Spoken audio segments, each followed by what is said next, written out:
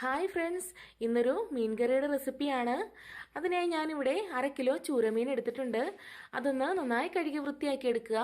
കൂടെ ഇനി ആവശ്യത്തിന് വേണ്ടത് ഇഞ്ചി വെളുത്തുള്ളി പേസ്റ്റ്, ചെറിയ ഉള്ളി ആവശ്യത്തിന്, പച്ചമുളക്, വറ്റൽമുളക്, കറിവേപ്പില, കുടംപുളി, ഇത്രയുമാണ് നമുക്ക് വേണ്ടത്.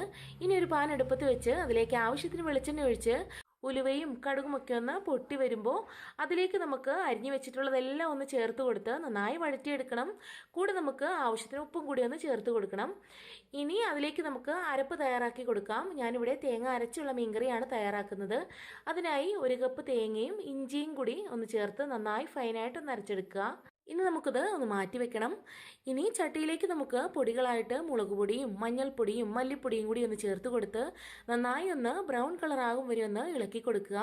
ശേഷം നമുക്ക് നമ്മുടെ അരപ്പും കൂടി ഒന്ന് ഒഴിച്ചു കൊടുത്ത് നന്നായി തിളച്ച് വരുമ്പോൾ അതിലേക്ക് നമ്മുടെ മീനും കൂടി ചേർത്ത് കൊടുത്ത് ലോ ഫ്ലെയിമിൽ 1/2 മണിക്കൂർ ഒന്ന് വേവിച്ചെടുക്കണം.